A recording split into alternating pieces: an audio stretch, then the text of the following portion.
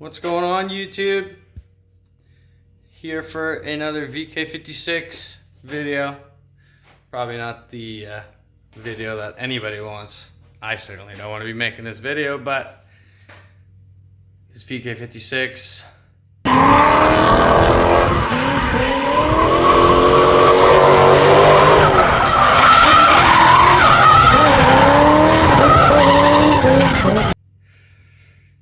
It's been a struggle. So everybody likes the swap. Everybody thinks it's super cool. I as well think that's super cool. As you guys have probably seen in previous videos, I did this whole swap myself. That's including the headers, the cooling system, the oil pan, the ported heads, transmission mounts, the engine mounts, moving stuff around to make it work, shifter relocation, blah, blah, blah, blah, blah, blah, blah. So really what the root of all this problems are is my oil pan is too much slosh. And what's happening is under sideways G-force, drifting one way opposed to the other, it seems to be more favoring one side, is I'm getting 20 PSI of oil pressure on throttle. So it's actually not even RPMs that is killing this engine, it's just the slosh, the volume.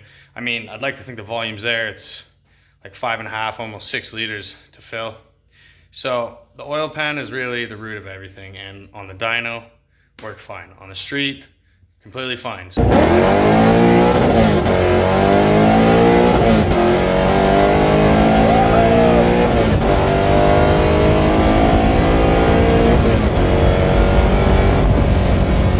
So, quick history lesson was, first engine, did the swap, made the pan. And the pan is based off a guy in Florida.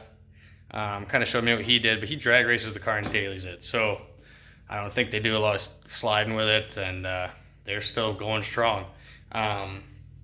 So first engine, I thought, okay, it's just a dud. Spun the bearings. I said, all right, let's get another one. Get another one. Take it out. The exact same thing happens, except it didn't quite spin. I was smoking out of the breathers, and when I went to go start it again, I wasn't sure what was going on. I thought maybe there's just weird crankcase ventilation problems. I don't know what it was. I went to go start the car again, and it was just like, so I replaced all the wiring. I replaced the starter. I blew fuses. I replaced it with bigger fuses. It's all welding cable. Like, this stuff can handle up to 200 amps. I really don't think that was the problem. Come to find out, the engines are getting tight. So engine number 2, reviewing the footage is when I found out about the 20 PSI. So third engine now, this is third engine. Keep in mind, swapping 32 valve springs and 32 buckets and the cams, it's just a very, very time consuming process. So third engine, I revised the pan and made it a little deeper, added trapdoors, and it was definitely better. I got 10 laps instead of 2, but the same shit happened again. So could I run an accumulator? Sure. Is that fixing the problem? No, it's just masking the problem. So this thing's getting put on the shelf, and I just want to drive.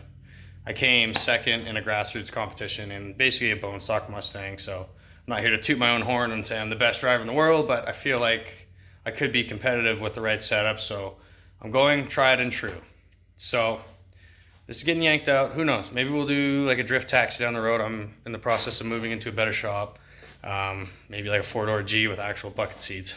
But I got a 1JZ here, non-VVTI, and don't mind the tube over top. But this is my engine of choice. I ended up doing a cage for a buddy in an FCRX7, and I needed a motor, he needed a cage, so we did a little deal. So I got this with an R-box, drive shaft, everything ready to go. Came up with an S14. And everybody said that R154 gearboxes have a tendency to blow third gear. So what I'm going to do is run my CD drivetrain. So 350Z gearbox with the shifter location where it is. I actually moved this transmission farther back to mount the V8. So I think that we're in a good spot there. Then I don't have to redo the drive shaft. And yeah. I can use my Haltech, no problem. I'm drive-by-wire, so I'm probably just going to put a 350Z throttle body on the 1JZ intake manifold. It's already got a divided top mount turbo manifold. So I got some adapter parts. This is a real deal. We're getting after it. No dicking around. So this is an adapter kit for 1JZ to CD01, CD09, whatever CD trans you're running. I can open this up, show you guys a bit farther in depth. And then I'm running a Pulsar turbo. I'm balling on a budget. These seem like pretty good bang for buck. Guys in Australia use these all the time. So this is what? A 5855 divided turbo. And this was spec'd by my tuners, Red Performance. I told them, you tell me what to buy and I will buy it. So let me unbox some of this stuff. Yeah, I can't do it with one hand. Let me unbox this. We'll go over it a little bit more in depth. All right, one more thing. I unboxed all that stuff. Well, one more thing that I wanted to say just regarding this whole ordeal is the simplicity of a straight inline. I mean, I had SR, so everything's way easier to work on. This is gonna be straight 6, obviously. But the exhaust system, turbo, blah, blah, blah, is gonna be on this side. My steering shaft is on this side. And I can't explain to you how many times I've had to get in there and mess with that steering. The steering shaft runs almost right through the header. So anytime you want to work on any of this, it's basically drop a whole subframe ordeal. So just to get back to simplicity's sake, I think that this is good. And then the steering geometry will be, you know, how it should be from factory. I don't have to clock the rack. I don't have to dick around. So here's the parts. So I'm kind of bummed because Spec Clutch did make me a custom billet SFI flywheel that is going to be shelved, but we have another adapter. We used Collins on the VK, so I have faith. This is the revised unit. I guess it didn't come with dowels originally, so this is the doweled adapter. Clutch release bearing, everything you need. Hardware, torque specs, everything you need. It actually looks like a nice piece. So luckily for me, the 350Z clutch that I was using with my spec flywheel is actually just a Z clutch, so I can reuse the clutch that's in the car right now. Moving on to the Pulsar turbo.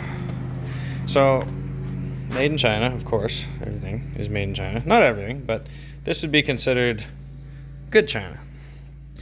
It is a twin scroll type setup, so you can swap these back housings. It's oil and water cooled, so that's a bonus.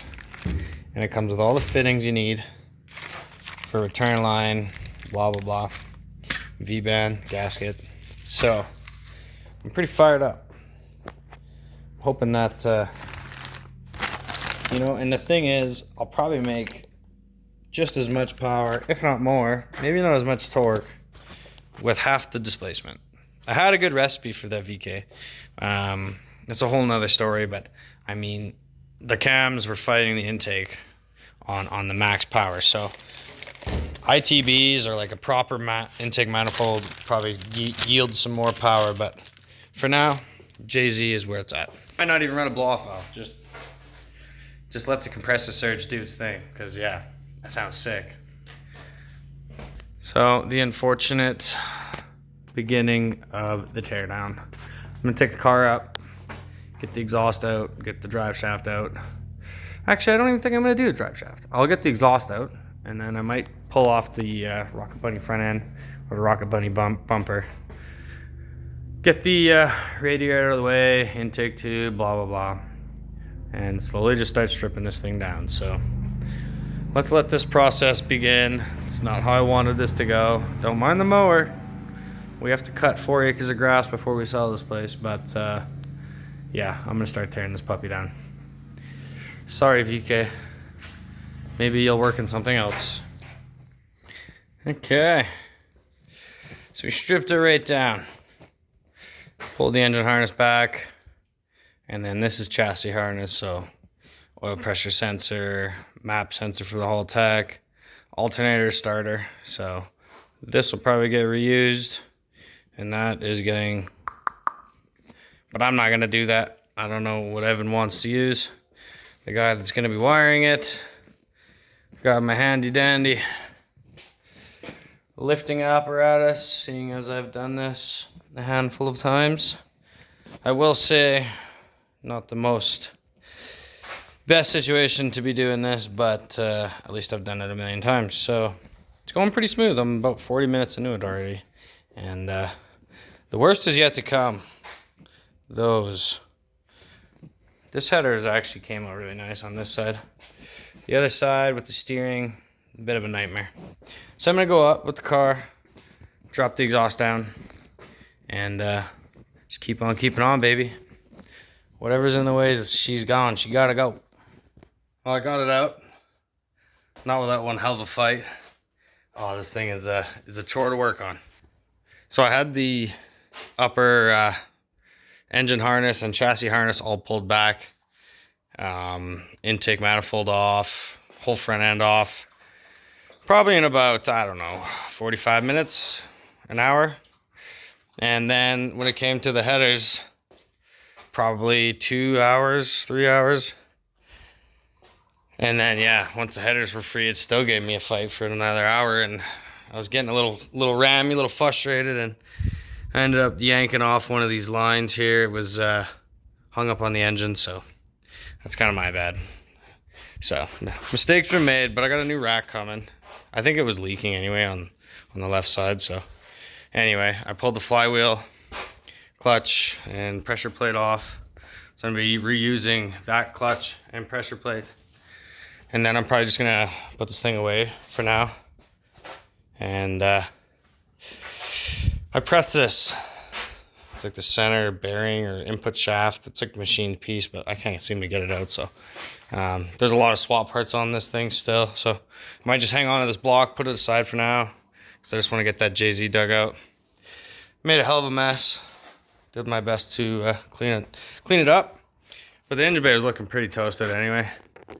I hadn't touched up the paint since my VQ, and I had multiple different V8s in here. So yeah, a good scrub down with some degreaser and water, and then I sanded the hell out of it. Well, not the hell, but a good portion of it. And then I just redid this bottom tube black this time, because it was just getting so chipped up with rocks and whatever. So she's looking fresh.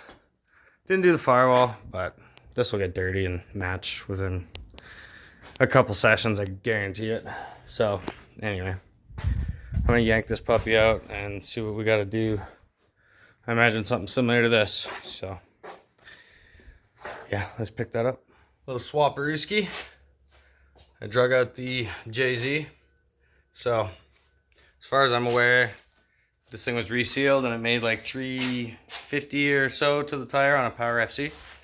So I'm gonna take his word for it. I saw it following me actually in an S14, so I'm not even gonna dive into it. I just went straight ahead and got after. So yeah, looks kind of messy right now. The harness and everything's sitting on top, obviously. But I went ahead and got the adapter plate on. It's a Collins adapter plate, so very similar to the VK. So that was pretty straightforward. And then the flywheel went on, following recommended torque specs, blah blah blah, ARP bolts, and then they're all marked, so I know. As far as I'm aware, the spec clutch and pressure plate is just a generic 350Z, so that should work on there. I haven't confirmed it yet, so praying on that. And then yeah, the resprayed engine bay is looking fresh. Yeah.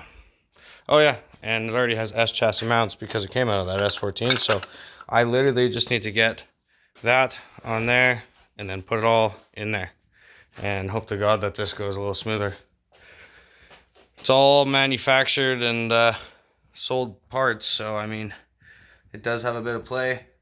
Let's see if we can make it happen. It's in there. Imagine that. I can't believe how easy that went.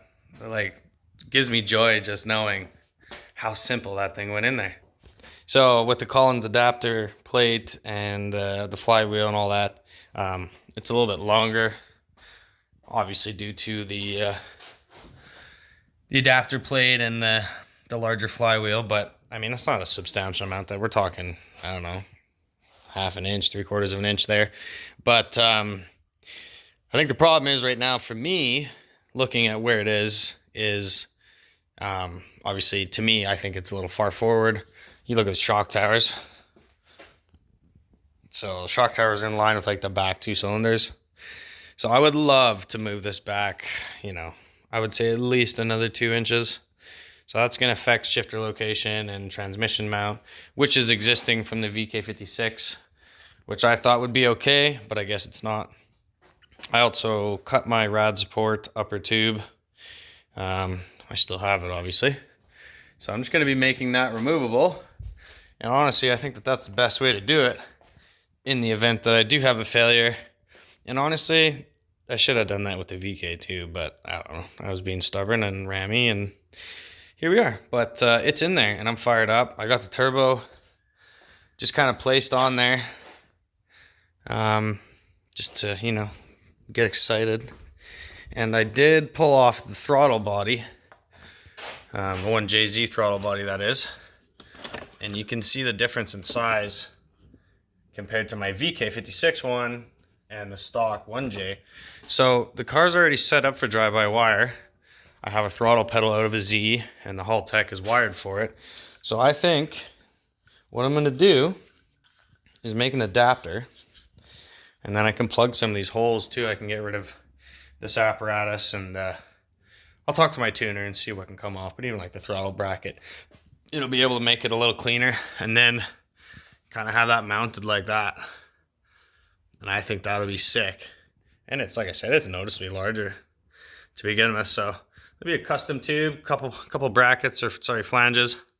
That's nothing to worry about. But I'm probably gonna end it off here and just say, sorry VK56, this isn't how I wanted it to be, but I'm pretty fired up to go drive and hopefully get this car competitive again. It's been 2 years since we competed with this car. Put a VK in it, hoping to make more power and compete, because I came 4th in the last pro event that I entered in. So hopefully with the right recipe, this should make, I don't know, 450-ish, maybe a little less. I really don't care as long as it works. We can add more fuel later. I don't know what it is for injectors that's in there. I honestly don't even know if it's got cams or anything. So we talked about maybe doing a drop-in cam setup, half the price of the VK because there's only 2 cams. And then I have a 255 drop-in pump in my cell, adjustable regulator. So fuel system should be okay if we're on stock injectors. That's pretty much going to be our limiting factor with that. But it'll be Pulsar turbo, drive-by-wire setup, intercooler obviously, some intake piping. Cooling system needs to be sorted, so there's definitely some fab work to do, but that's going to be in another video. So here we are, 1JZ swap.